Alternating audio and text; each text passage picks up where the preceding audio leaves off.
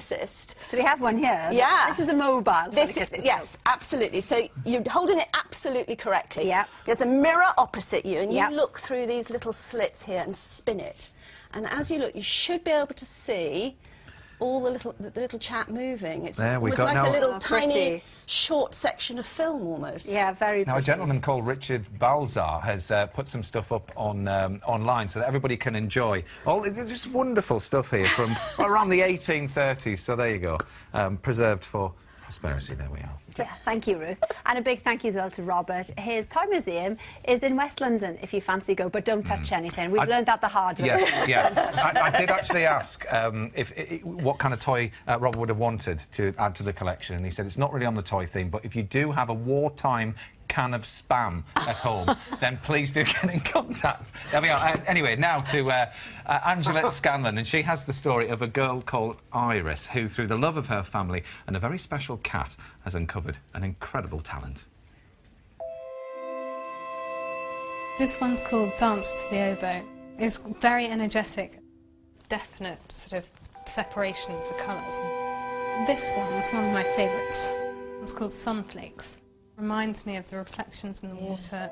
She was very happy at this time. Can you hear me, Iris? I hope you know my voice by now. I can't wait to hear your voice and to know how you feel and what you think. I'm waiting. Gazing at a child at play takes me back to when I was a little girl, with my imaginary friends hosting countless tea parties.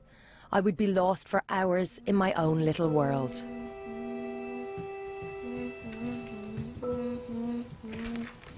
And for Iris Grace, being lost in her own world is an everyday reality. In 2011, at just 2 years old, she was diagnosed with a severe form of autism, and her prognosis was bleak. They told us that she may not talk, she may not live independently, and it all seemed like focusing on the negative. But it brought out a side of me that, well, I'm going to prove him wrong and this isn't so depressing. It's like that, you're detached, you know. They're there, but they're sort of so closed off. Like, she would use her books and art and her therapy, and I tried equine therapy, and we also tried dogs, and that didn't work. But we heard about a cat called a Maine Coon, and they love water, and that was so important to me at the time, because Iris found having bath time really stressful. So we found a breeder not that far from us, and then we found Tula. So. From the very start, they just seemed to connect. Incredible sort of change in our lives. They were just best friends, which is, I think, something that Iris hadn't had. She hadn't experienced before. Therapist and best pal all wrapped up into one. Not only did Tula offer Iris friendship, she inspired her to be more open and express herself. She didn't make a mess. It wasn't like another child would just get paint and just... As soon as I saw them, I was just, wow.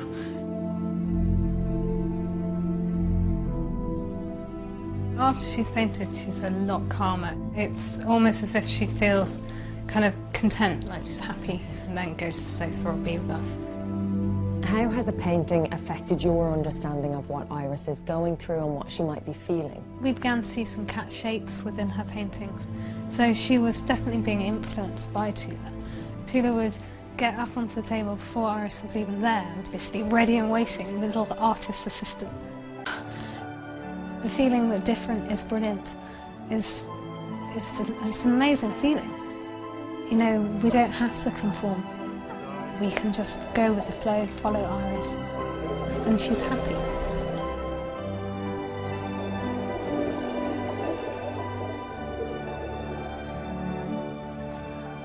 What an uplifting film, isn't it? Gosh, you just want to look through all of her work. Her don't you, work after is that? fantastic. It's just beautiful. Well, thanks to Angela and, of course, to Arabella, Iris and Tula the cat. You can read more of Iris's story as well as see more of her paintings in the book Iris Grace, which is out on Thursday. There it is there. Yes.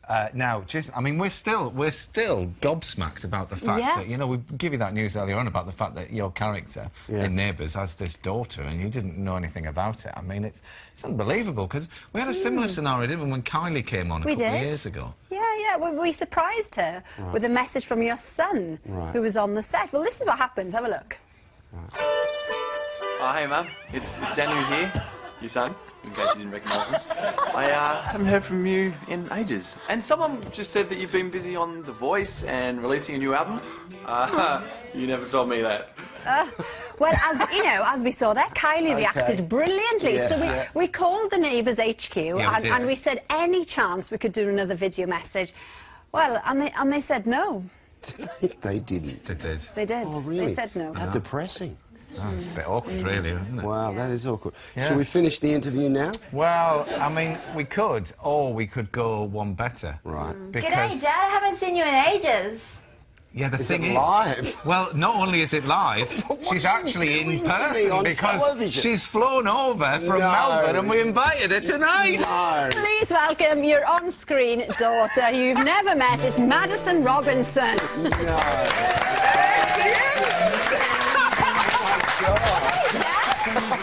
Nice to meet you. Wow, there we are. That's a bit of a surprise. From Melbourne. Wow. Yeah, he's nice. Thank you. Well, and we should point out, obviously, your real name is Sarah Ellen. Thank you so much for being on the show. Well, That is thank a you for having me. Big surprise. How you've grown without me knowing what you look like. Isn't it amazing? The combination. Look, tell your dad a bit about You your guys set character this then. up really well, didn't you? No, just very briefly, because you're making your debut, aren't you, soon? I am. Yeah. I am. Super exciting. Yeah. Yeah. And what can you tell us about your character? Okay, so Madison Robinson comes down to Erinsborough on a mission. From Brisbane. From Brizzy. Yeah. From a mission. Bris Vegas, as we like to call it in Australia. Well, listen, you've got a lot of catching up to do. You have. We're going to We leave do. you to it. Yeah. You can We're see right. Sarah's Ramsey Street debut on the 22nd of April. Neighbours continues weekdays, Channel 5 at 1:45 and 5:30. On twice a day, see, like the good old days. But that's it for today. Thank you so much to Jason. 10 Good Reasons kicks off this Friday. Oh, we'll see you tomorrow with Maureen Littman. Good night. Good night. And there it is.